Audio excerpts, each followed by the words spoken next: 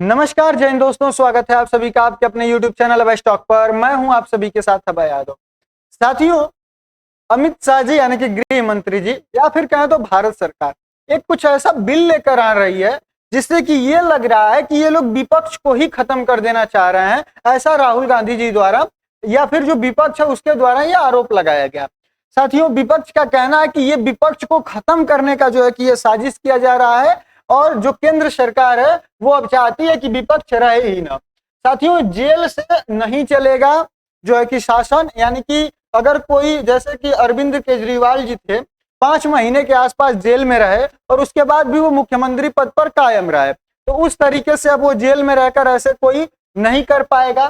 तो साथियों, यहाँ पर आइए इस वीडियो में देखते हैं कि जो संविधान संशोधन 130वां है, जो विधेयक 2025 है, इसमें क्या है, किस चीज पर इतना बवाल हो रहा है, जिसमें संसद में भी इतना जो है कि बहुत ज्यादा यहाँ पर बवाल हुआ। आइए पूरी चीजों को पूरे विस्तार पूर्वक एक एक पॉइंट को सरल भाषा में आपको समझाने का प्रयास करते हैं।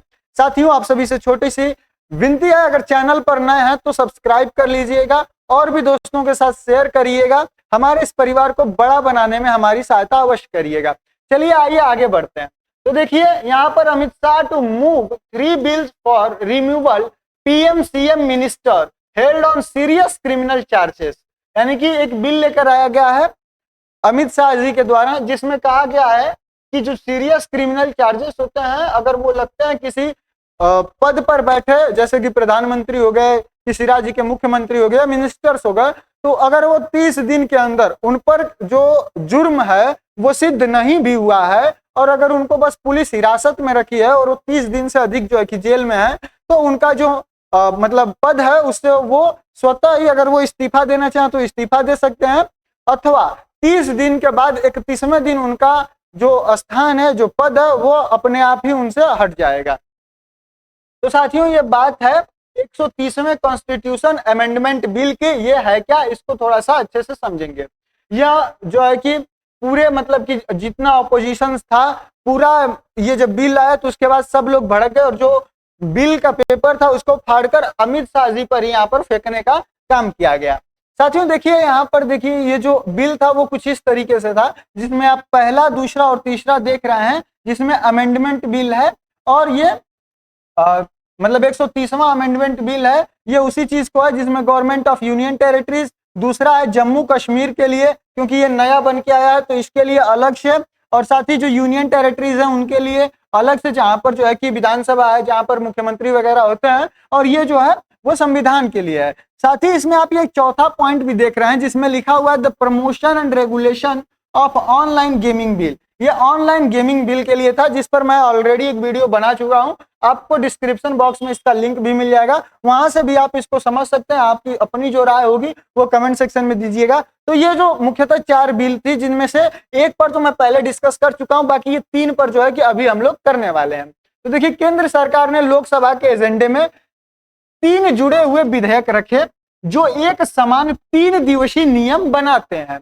साथियों, यदि प्रधानमंत्री, मुख्यमंत्री या कोई भी मंत्री केंद्र का हो या राज्य केंद्र शासित प्रदेश का हो, और अगर उस पर गंभीर आरोप के लिए वो गिरफ्तार किया जाता है और वो हिरासत में रखा जाता है, तो यदि वे ऐसा नहीं करते हैं, मतलब तो वो उनको खुद से इस्तीफा देना पड़ेगा, और यदि वो इस्तीफा नहीं देते हैं और 30 दिनों से अधिक होता है तो उनका जो पद है वो स्वतः ही यहाँ पर खाली हो जाएगा। साथियों, यह विधेयक जो है, यह 3 एक नजर में अगर मैं इसको आपको समझाऊं तो देखिए, यह संविधान का 130वां संशोधन विधेयक है, जो कि अनुच्छेद 75 जो कि केंद्रीय मंत्री, वहीं अनुच्छेद 164 जो कि राज्य सीएम और मंत्रियों से जुड़ा होता है, और अनुच्छेद 339 ए जो दिल्ली के जैसे एनसीटी से जुड़ा है, इनके नए खंड को सम्मिलित करने के लिए, यानी कि इसमें नया जो खंड है उसको शामिल करने के लिए, या फिर एक तरीके से कहें तो इसमें संशोधन करने के लिए यह जो है कि होने वाला है। साथियों, इसमें है क्या कि जो 30 दिवसीय नियम है को हार्ड कोड किया जा सके, और यदि इस्तीफा या निष्कासन 31वें दिन तक प्रभावी नहीं होता है तो स्वचालित समाप्ति हो सके, यानी कि जो भी उस पद पर बैठा है, अगर वो 30 दिन के अंदर में इस्तीफा नहीं देता है और वो जेल में है, तो उसका जो 31वें दिन है वो स्वतः ही इस्तीफा मान लिया जाएगा या वो अपने पद से स्वतः ही हट जाएगा, इस तरीके का है। ठीक है। वहीं केंद्र शासित प्रदेशों की सरकार जो कि संशोधन विधेयक 2025 1963 के अधिनियम के तहत केंद्र शासित प्रदेशों में मंत्रियों के लिए समान 3 दिवसीय नियम, यानी कि ये चाहे जो पहला है वो मतलब प्रधानमंत्री और राज्यों के मुख्यमंत्री और उन राज्यों के जो मंत्री होंगे उनके लिए है। जो दूसरा है ये केंद्र शासित प्रदेशों के लिए है, जहां पर मुख्यमंत्री और जो वहां के जो मंत्री होंगे उनके लिए है। और जो तीसरा है वो लास्ट है जम्मू कश्मीर का जो पुनर्गठन हुआ है उसमें उसका संशोधन विधेयक है। तो ये थी तीनों बिलें जो कि मैंने आपको डिस्कस कर दी। अब आइए साथियों, यहाँ पर बात यह है कि अगर इस तरीके से हो, अच्छा एक बार थोड़ा सा इसको और थोड़ा सा जल्दी से ब्रीफ में समझ लीजिए कि किन कंडीशंस में ये चीज होगा। तो मान लीजिए कि कोई भी ऐसा केस है जैसे मर्डर का हो गया, रेप का हो गया, या फिर कुछ इस तरीके का केस हो गया जिस केस के अंतर्गत कुछ ऐसी धाराएं हैं जिनमें आपको जो मंत्री है उसको जो 5 साल से यानी कि 5 वर्ष से अधिक के सजा का उसमें प्रावधान है, उसको किसी इस धारा के अंतर्गत रखा गया है कि जिसमें अगर वो सिद्ध हो जाता है कि वो दोषी है तो उसको कम से कम 5 साल से ऊपर या फिर 5 साल तक की सजा होगी। तब अगर उस आदमी को अरेस्ट किया है पुलिस ने और उसको 30 दिन से अधिक हो गए हैं या 30 दिन से ऊपर हो गए हैं हिरासत में, तब उसको जो है कि यहाँ पर इस्तीफा देना होगा, या फिर वह जो है इस्तीफा स्वतः ही मान लिया जाएगा। अगर वो 30 दिन तक इस्तीफा नहीं देता है तो जो 31वां दिन होगा अपने आप ही वो अपने पद से हट जाएगा, ऐसा मान लिया जाएगा, यानी कि हटा दिया जाएगा। ठीक है। दूसरी चीज, जैसे ही अगर मान लीजिए कि वो 31 दिन बाद दोबारा हिरासत से छूट किया जाता है तो वो 32वें दिन फिर अगर वो पार्टी चाहेगी तो क्या करेगी, तो उसको फिर से वो जो है कि अपने पद को संभाल सकता है, अपने पद पर नियुक्त हो सकता है। यानी कि ये था छोटा सा ब्रीफ में इसको समझने का। लेकिन साथियों यहाँ पर बात यह है कि जो भी इलेक्टेड लोकसभा में एमपीज हैं उनमें से लगभग 46% ऐसे लोग हैं जिनके ऊपर कुछ इस तरीके का रेप, मर्डर, मतलब कुछ एकदम जघन्य अपराध है, उनके ऊपर जो है कि ऐसे केसेस चल रहे हैं। अगर उनको भी सजा होती है तो वो 5 वर्ष से अधिक की ही होगी यहाँ पर, वो कम से कम अगर वो इसमें दोषी पाए जाते हैं तो ऐसे तो लगभग 46% से ऊपर है। तो विपक्ष का यही डर है कि अगर मान लीजिए कि जहां पर एनडीए की सरकार नहीं है, केंद्र की सरकार नहीं बनी ठीक किसी राज्य में, तो वहां के जो भी विपक्ष के नेता होंगे या फिर जिनकी सरकार बन गई होगी उनको क्या करेंगे, उठाएंगे सीधा ले आके किसी भी केसेस में, क्योंकि लगभग 46% के ऊपर ऐसा कोई भी एक तरीके से उठाए ऐसा केस जिसमें कि उनको क्या कहते हैं 5 साल से ऊपर का होगा, कोई भी ऐसी धारा। अब केंद्र में है, पावर भी है इनके पास, सीडी और जो सीबीआई वगैरह है, सारी चीजें। जिस तरीके के दिल्ली के मुख्यमंत्री जो पहले केजरीवाल जी थे उनको मनीष सिसोदिया, उसके बाद संजय सिंह और फिर मतलब इस तरीके से जो वहां पे नेता थे जिनको कोर्ट में बाद में न्यायालय में यह हुआ कि इन पर जो मतलब कोर्ट को ही समझ में नहीं आया कि इनको गिरफ्तार क्यों किया गया था। तो इस तरीके से करके किसी को 1.5 साल रखा गया, किसी को जो है कि 5 महीने, किसी को साल भर। तो इस तरीके से तो वो सिर्फ और सिर्फ सत्ता छीनने का काम करेगी सरकार कि उनको पद से ही हटा देगी। तो इसलिए विपक्ष का डर है कि केंद्र सरकार अगर चाहेगी तो इस तरीके से उनको फंसाकर उनके पद से जो है कि इस्तीफा दिलवा दिया जाएगा या फिर उनको पद से हटा दिया जाएगा। क्यों? क्योंकि सारी पावर्स केंद्र के पास में है, सारी एजेंसियों की पावर जो है वो केंद्र के पास में है। तो यही विपक्ष का डर है और इसीलिए विपक्ष ने यहाँ पर हंगामा किया था। आइए आगे देखते हैं यह 30 दिन का नियम कैसे काम करता है। आपको सारी चीजें मैं यहाँ पर समझा चुका हूँ। साथियों ये एक बड़ा बदलाव क्यों है तो आप सभी को पता है, मतलब कि ये मैं बता चुका हूं कि अगर अभी जो चल रहा है आज के समय पर, अगर कोई प्रधानमंत्री, मुख्यमंत्री या फिर मंत्री गिरफ्तारी के बाद भी उस पर कानूनी तौर पर पद पर बना रह सकता है, जो कि जनप्रतिनिधि अधिनियम 1951 के तहत केवल 2 साल से ज्यादा की सजा जिसमें होगी उस संसद विधायक की सीट भी चली जाती है अगर वो दोष सिद्धि उस पर लागू होती है। तो यानी कि अभी तक ये है कि अगर कोई विधायक है, संसद है, कोई मंत्री वगैरह है, तो अगर उस पर दोष सिद्ध हो जाता है और उसके बाद दोष सिद्ध हो जाता है, कोर्ट उसको कह देती है कि आप दोषी हैं और वो सजा जो देती है वो 2 साल से ऊपर की देती है, उस स्थिति में उसका जो है कि पद यहाँ से जाता है, चाहे वो विधायकी का हो या सांसदी का हो, वो चीज तब वहां से जाती है। लेकिन जब ये आ जाएगा तो इसमें आपको दोष सिद्ध करने की जरूरत नहीं है, सिर्फ आप पर आरोप लगा, किसी मंत्री पर आरोप लगा, आरोप लगने के बाद पुलिस गई, उसको अरेस्ट की और 30 दिन से ऊपर जो है कि रख ली अपने पास कस्टडी में, बस उसका जो है मतलब कि जो पद है वो समाप्त हो जाएगा। तो ये कानून यह है साथियों।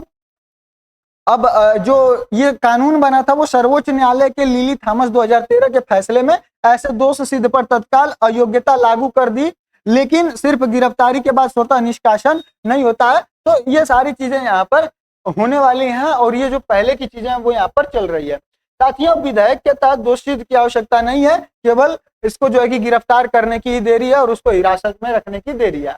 अब साथियों बात करते हैं कि संसदीय स्थिति और प्रक्रिया क्या है, यानी कि कब तक ये पास हो जाएगा और किस तरीके से। तो देखिए जो ये यहाँ पर कहाँ गया, यहाँ पर ये जो 3 बिल हैं, ये जो 3 बिल हैं ये क्या है, ये जो मतलब ऑर्डिनरी बिल नहीं है, इनको मतलब ऐसे पास नहीं, साधारण बहुमत से इसको पास नहीं किया जा सकता है। इसके लिए जो है वो 362 जो संविधान संशोधन है का नियम है उसके तहत इसको जो है कि किया जाएगा। साथियों सरकार को तीनों विधेयकों को लोकसभा में पेश करने के लिए सूचीबद्ध किया है और उन्हें संयुक्त संसदीय समिति जेपीसी को भी भेज दिया है। जेपी इतना बवाल होने के बाद इसको अमित शाह जी ने इसको जेपीसी को भेज दिया। अब ये जेपीसी क्या है, तो देखिए जेपीसी के पास वक्फ बिल भी पहुंचा था। तो देखिए इसमें गठन होता है, जब जेपीसी का गठन होता है तो इसमें संसद द्वारा किसी विशेष मुद्दे या विधेयक की गहन जांच के लिए जो है कि यह जेपीसी गठित की जाती है, जिसमें जो सदस्यता होती है वो सभी दलों की भागीदारी, लेकिन बहुमत वाले दलों के सदस्य इसमें अधिक होते हैं। यानी कि जिनके सदस्य मतलब संसद में जिनके सदस्य अधिक हैं, जिनके पास बहुमत ज्यादा है, तो उनके सदस्य इसमें जो है कि अधिक होंगे। साथ ही जो रिपोर्ट आती है इसकी, तो वो जांच पूरी होने पर संसद में रिपोर्ट यहाँ पर प्रस्तुत की जाती है और इसकी जो मतलब रिपोर्ट होती है उसमें इसकी सिफारिशें होती हैं जो सलाहकारी होती हैं और सरकार के लिए पालन करना अनिवार्य नहीं है। यानी कि इसकी रिपोर्ट आने के बाद भी सरकार चाहे तो इसको नकार सकती है, जो भी अगर मतलब सरकार बाध्य नहीं होती है कि जो इनकी सलाह दी गई है उसको माने। ठीक है, तो अब इसको वहां पर भेजने का प्रस्ताव का संकेत दिया है, यानी कि इसको वहां भेजा जाएगा। इस कदम से शीर्षकों की रिपोर्ट में विभिन्न मीडिया संस्थानों एवं संसद में एजेंडे में है। वही अब आवश्यक बहुमत की बात करें तो संविधान संशोधन विधेयक के अनुसार अनुच्छेद 368 के तहत दोनों सदनों में विशेष बहुमत यानी कि उपस्थित मतदान करने वालों के 2/3 और कुल सदस्यों का बहुमत की आवश्यकता यहाँ पर होगी। साथियों यह विशेष संशोधन अनुच्छेद 368 के प्रावधान के तहत राज्य अनुसमर्थन के गति देने वाले विशिष्ट विषय जैसे कि संघ राज्य विधेयी संबंध अध्याय, उच्च न्यायपालिका अध्याय को नहीं छूता प्रतीत होता है। इसलिए इन परिवर्तनों के लिए आमतौर पर राज्य में अनुसमर्थन की आवश्यकता नहीं होती है। इस पर भी जो देखिए जो सरकार है, केंद्र सरकार के मतलब जो विपक्ष है राज्य सरकार में, जिनकी सरकारें हैं विपक्ष की, तो उनका कहना है कि इसमें राज्य के भी मुख्यमंत्री और सबका जो मंत्रिमंडल है उसका जो है कि यहाँ पर सारी चीजें होंगी। तो राज्य से भी तो पूछा जाए कि मतलब वो चाहते हैं या फिर नहीं चाहते, उनकी क्या राय है। तो इस चीज पर भी जो है कि यहाँ पर विरोध हुआ था। आइए साथियों अब समर्थक इसका क्या कहते हैं। तो देखिए समर्थक जो इसके समर्थन में उनका कहना है कि यह संवैधानिक है और सुशासन को कायम रखता है, गंभीर मामलों में लंबी हिरासत के दौरान जेल से शासन करने को से रोकता है और ये वाक्यांश उद्देश्यों के कारण के कथनों में दिखाई देता है। वहीं जो आलोचक है उनका कहना है कि निर्देशित का धारणा और इस बात का दुरुपयोग को लेकर वो चिंतित हैं कि केवल गिरफ्तारी बिना दोष सिद्धि के यह निर्वाचित कार्यपालिकाओं को गिराने के लिए जो है कि हथियार बनाया जा सकता है। क्योंकि आप सभी लोगों को पता है पिछले दिनों में किस तरीके से जो न्यायपालिका है और जो ये जैसे एजेंसियां हैं सीबीआई वगैरह, ये किस तरीके से काम की हैं। तो ये जितना सिस्टम का प्रोसेस स्लो है उससे जो है कि 30 दिन से ऊपर जब चाहे सरकार तब किसी को भी लपेटे में लेके 30 दिन से ऊपर तो उसको जेल में आराम से सुला सकती है बिना किसी टेंशन के। क्योंकि भैया जाओ तुम लेने, मतलब ये तो कह ही रहे हैं कि आप जाइए वहां से जमानत लेके आ जाइए, आप अपने पद पर बने रहिए। लेकिन सबको पता है जब अगर मन में यही होगा तो जमानत उनको कितनी जल्दी मिलेगी पता ही है। यहाँ कितना लंबा लंबा मैटर दिल्ली में जो है कि सबके सामने प्रस्तुत है। तो इसमें कुल मिला जुला कर यही है कि मतलब गृह मंत्रालय को यह ट्रांसपेरेंसी रखनी चाहिए थी कि जो न्यायपालिका है वो तेजी से काम करती है, बिना किसी दबाव में काम करती है। और जो एजेंसियां हैं, सबसे बड़ी बात है कि जो एजेंसियां हैं वो बिना किसी दबाव में काम करती हैं और वो तेजी से काम करती हैं। तो जो है कि लोगों का विश्वास होता। और वैसे ये देखने में तो एक नजर में बहुत ही अच्छा दिखाई दे रहा है, लेकिन इसका जो है कि दुरुपयोग भी बहुत ही आसानी से किया जा सकता है। और इससे जो है कि मतलब एक तरीके से विपक्ष को सच में गायब करने का काम यहाँ पर हो सकता है।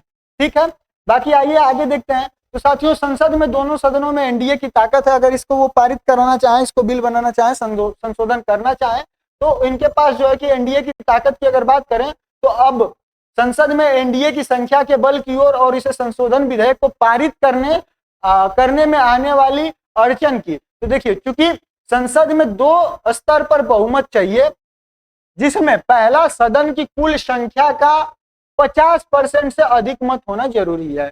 यानी कि पहला जो है वो सदन की कुल सदस्य जितने होंगे उनकी संख्या का 50% से अधिक होना चाहिए। तो इस अड़चन को सरकार आसानी से पार कर लेगी। लेकिन लोकसभा में 542 सदस्य हैं और ऐसे में 50% मत यानी कि बिल के पक्ष में कम से कम 272 सांसदों का वोट चाहिए, जबकि मौजूदा समय में उसके पास लोकसभा में 293 यहाँ पर सांसद मौजूद हैं। इस तरह राज्यसभा में भी अभी कुल सदस्यों की संख्या जो है 239 है, जिसमें से साधारण बहुमत के लिए 120 चाहिए और सांसदों के मत की जरूरत है। और इसे भी क्योंकि एनडीए के पास अभी कितना नंबर है तो 132 सांसदों का यहाँ पर नंबर है। लेकिन 2/3 बहुमत जो आने वाली है, जो ये मांगे कि 2/3 होना चाहिए, ये जो है कि बहुत बड़ी अड़चन है। साथियों, 2/3 बहुमत जो दूसरी सबसे अहम अड़चन है, यह लोकसभा के 2/3 बहुमत के आंकड़ा जो कि 362 पहुंचा देता है। यहाँ पर कितना चाहिए था? 272। एनडीए के पास इस समय है कितना? तो 293। लेकिन जब ये 2/3 की बात आएगी तो ये कहां पहुंच जाएगा? 362 पर। यानी कि अब आपको विपक्ष का भी यहाँ पर जब तक साथ नहीं मिलेगा आप इसको पार नहीं कर पाएंगे। साथ ही अगर राज्यसभा में देखें तो यह आंकड़ा निकलकर कितना चला जाएगा? 160 तक। और एनडीए के संसद के की संख्या सिर्फ 239 है, जो कि राज्यसभा में जो टोटल सीट्स है वो 293 है और राज्यसभा में सिर्फ 132 है। इससे मामले में जो है कि दोनों सदनों में यह बिल अटक सकता है। यानी कि अगर लोकसभा में देखें तो 293 है, लोकसभा में कितनी सीटें हैं एनडीए के पास? तो 293 है। चाहिए कितना? तो 362 सीटें कम से कम, मतलब 362 वोट कम से कम चाहिए। वहीं अगर राज्यसभा में देखें तो कितना चाहिए? 160 जो है कि चाहिए और इसके पास सीटें कितनी हैं? तो वो 132 वोट हैं। यानी कि यहाँ पर जो मामला है वो फंस जाएगा जब तक विपक्ष का यहाँ पर साथ न मिलेगा। अब साथियों, एक इंपॉर्टेंट बात यह भी है और आप सभी लोगों को यह भी जानना चाहिए, क्या यह दूसरे देशों में भी लागू है इस तरीके का? तो साथियों, हाँ, भारत के इस नए नियम की तुलना में अगर हम अन्य लोकतांत्रिक देशों में से करें तो पाएंगे कि वहां पर नेताओं की जवाबदेही और नैतिकता ज्यादा महत्व दिया जाता है। कोई देश इस तरह का नियम है, कई देशों में जो है कि इस तरह का नियम है जहां किसी मामले में आरोप लगते ही इस्तीफा देने का नैतिक दबाव आ जाता है। और पहले भी भारत में जितने लोग हुए, चाहे रेल मंत्री जिस समय मतलब कि जितने लोग भी हुए, रेल दुर्घटना होती थी तो जो रेल मंत्री होते थे वो इस्तीफा दे देते थे, उनकी नैतिकता पर सवाल उठता था। तो और बहुत सारे लोग जो है जिम्मेदार लोग, जब उनके ऊपर या जो जिस पद पर वो हैं और उनसे कुछ त्रुटि होती है या वहां पर कुछ घटना होती है तो वो नैतिकता के दबाव में अपना इस्तीफा दे दिया करते थे। तो साथियों, इसी तरीके से जैसे इजराइल, जापान, ब्रिटेन, दक्षिण अफ्रीका, ऑस्ट्रेलिया, इन देशों में कई बार बिना कोर्ट के फैसले के ही सिर्फ जांच के आधार पर इस्तीफा दिया गया है और इन देशों में नैतिकता और जिम्मेदारी को बहुत महत्व दिया जाता है। कई बार नेता सिर्फ अफवाह के कारण भी पद छोड़ देते हैं। इसके साथ ही राष्ट्रपति और गवर्नर के खिलाफ अगर कोई गंभीर मामला साबित होता है तो इम्पीचमेंट की प्रक्रिया शुरू हो सकती है। लेकिन भारत में इसका जो है कि जो वहां पर जो विदेशों में एजेंसियां हैं वो किसी के दबाव में, किसी भी प्रकार के प्रेशर में काम नहीं करती हैं। बाकी भारत की स्थिति आप लोगों को हमसे बेहतर ही सभी लोगों को पता है। साथियों, इस पर जो है कि सभी दलों के जो है कि विपक्ष के जितने भी नेता थे वो लोग ट्वीट किए। मैं इस ट्वीट को लेके आया हूं जिसमें मनीष सिसोदिया जी ने ये ट्वीट किया था और इसमें इन्होंने कहा था कि मान लीजिए कि इस कानून में व्यवस्था भी होनी चाहिए कि अगर कोई मंत्री या मुख्यमंत्री झूठे आरोप में जेल भेजा जाता है और बाद में वह बरी हो जाता है तो अरेस्ट करने वाले अधिकारी, अरेस्ट करने वाली एजेंसी के मुखिया और अरेस्ट कराने वाली सरकार के मुखिया यानी कि प्रधानमंत्री या मुख्यमंत्री जो भी उस समय रहा हो उसको उतने साल के लिए जेल भेजा जाएगा जितने साल की सजा वाले झूठे आरोपी उस वक्त लगाए गए थे। यानी कि इनका कहना है कि मान लीजिए जैसे इनको उठाकर ले गया था, तो अगर इस तरीके का काम होता है कि किसी भी नेता को यहाँ पर एजेंसी उठाकर ले जाती है तो जो एजेंसी उसको ले गई, जो ऑफिसर आया अरेस्ट करने उसके खिलाफ, और जब कोर्ट उसको निर्दोष साबित कर देती है कि ये निर्दोष है तो जो उसको उठाकर ले गया उस मतलब अरेस्ट करके उस ऑफिसर के ऊपर, जो उस एजेंसी का मुखिया है उसके ऊपर, साथ ही जो उस समय मुख्यमंत्री या फिर जो प्रधानमंत्री हैं जिस भी मतलब कैटेगरी में ये जाएगा उसके ऊपर केस होना चाहिए, यानी कि उसके ऊपर भी जांच होनी चाहिए। खैर ये एक तरीके से सही भी है ताकि लोगों के अंदर विश्वसनीयता आएगी कि अगर कोई जो है कि गलत काम करेगा तो उल्टा उसके ऊपर भी दिक्कत होगा, तो इसलिए जो जांच एजेंसियां हैं वो भी अपना अच्छे तरीके से यहाँ पर काम करेंगी। आप लोगों की अपनी क्या राय है कमेंट सेक्शन में इसको जरूर बताइएगा। बाकी हम लोग मिलेंगे अगले वीडियो में किसी और टॉपिक के साथ, तब तक के लिए जय हिंद जय भारत।